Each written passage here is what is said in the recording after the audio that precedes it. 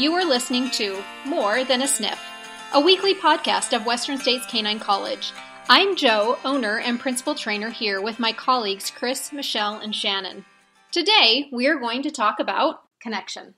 And the reason why we're going to be talking about connection is because it's the guts of who Western States Canine College is and how we train as trainers. So we're just going to have a discussion about connection, helping people understand what it is, and how maybe they can apply some of these things in their everyday life, having true connection. So I'm going to start out with just some examples of my dogs in how do you know if you have connection, and how do you know that your dog truly respects you and that they have purpose within the pack. And I feel like if you have connection, your dogs really shouldn't be looking out for everything else and chasing after things or looking for escape routes and ways to get away from you or other people to go join. And so anytime you present yourself to your dog's environment, your dog should connect to you. They should be coming and running up to you and saying, what are we doing? What's happening? No matter what they're doing. So whether they're chewing on a bone, as soon as you present yourself to their environment, they should be connected to you.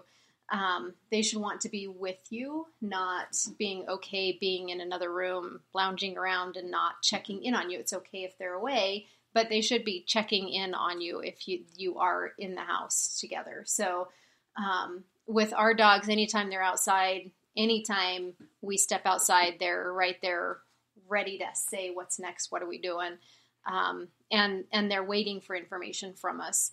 Sometimes we don't give them information. Sometimes there's nothing, but so Shannon, what's connection to you? What do you feel like is kind of the root of connection? For me, it really just is basically having a relationship with my dog. And the way that I notice is, have you ever gone to your friend's house and their dog is like, whatever, I don't even care about you. The dog's in the other room, a total different part of the house, and never comes to see what's going on, you know. And my dog, he's with me all day. If I'm doing the laundry, his head's in the laundry basket.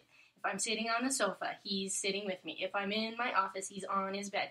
He's with me all day. And he's not bothering me. He's not annoying me. He's just with me to do what we're doing. And I think that's what the connection with your dog is. You're there together to do what you're doing, no matter what that is. Yeah, that's good.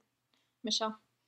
Well, I have a different connection with all three of my dogs. I have one that she does go in the other room, but she does come in and check on us all the time. She definitely knows what we're doing and what is going on. And if there's food involved, she's there for sure. And then my other two are with me as well all the time. Going to the bathroom, of course. They're always involved in everything we do. We go hiking. They check in every few seconds, honestly. Nice.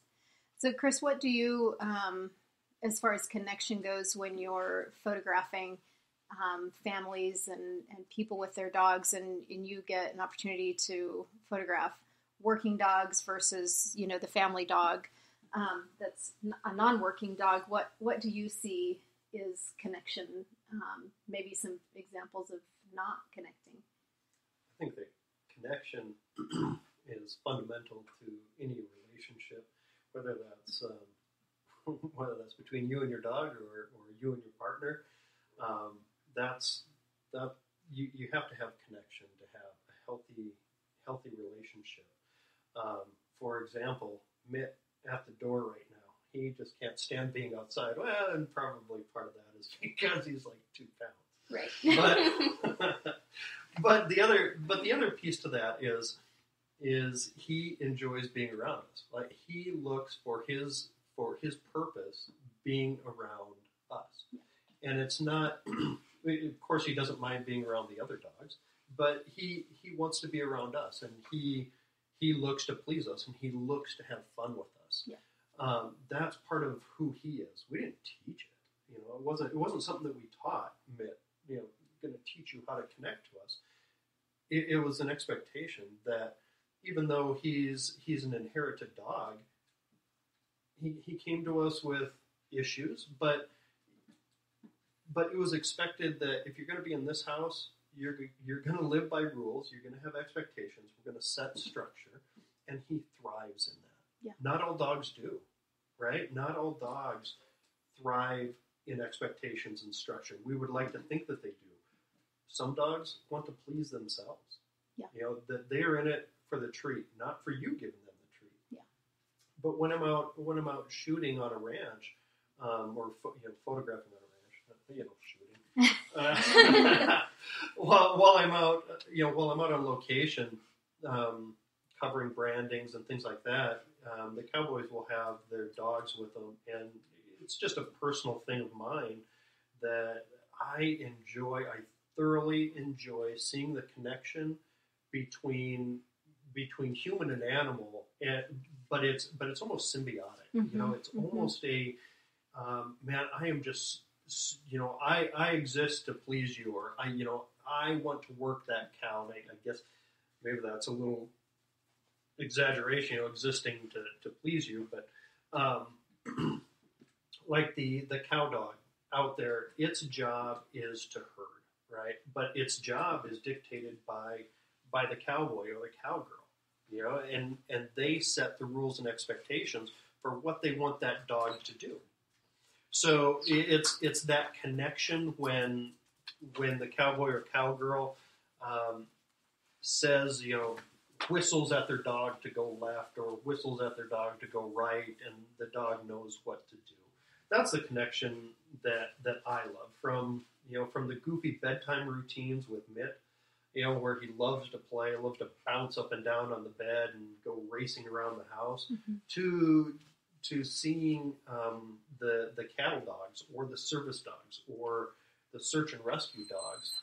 These dogs that have such purpose to them, and then that's not to say the family dog either. The family dog, like Bora, our oldest German Shepherd, he has purpose and connection with the kids, but that's because we set that expectation that when we got Bora, he was going to be our kids' dog that they grew up with. He's going to be that dog that after they graduate college or high school, that they look back and they say, yeah, we had that family dog.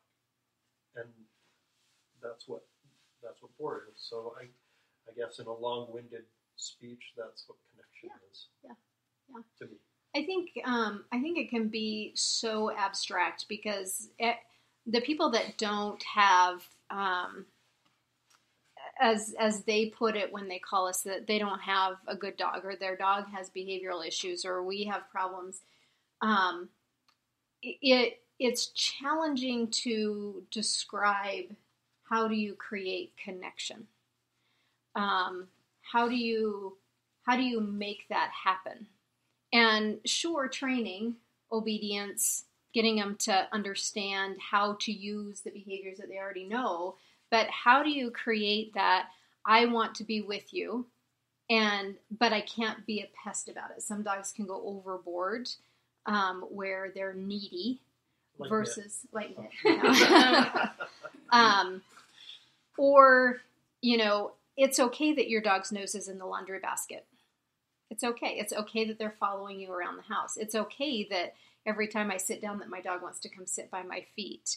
And how do you create that in dogs? How do you create it in people? And then how do you create it in the household to be one? We're all together. We have to work together. And sometimes I feel like that our lives get so crazy and so busy that having the dog follow us around almost becomes annoying. Like I just want him to go lay on their bed. And then we push them away and they lose purpose. They lose that connection. So, Michelle, how do you feel like you can tell somebody how would you get connection and what's okay? Well, in my first lessons, I always start out talking about our body language and what we feed off to the dog. I also go over, like with offering behaviors, how that is them connecting with us. Instead of using words, we use our body to ask them to do something. And to start there, just tell people to start like thinking about what they're doing and what their dog's reaction is, and how they can change their body instead of their voice to get what they want. Nice. Yeah. Shannon, with little Mr. Louie, raising him from a wee one of day zero, you being his dog mom, how did you teach that? Because you had to imprint him in such a different way that you kind of automatically had that connection, but he also had to learn that he was a dog, Right. not a human being. And so how do you feel like you created that connection with him as dog and person, not dog? I think it's a lot the same of having a kid.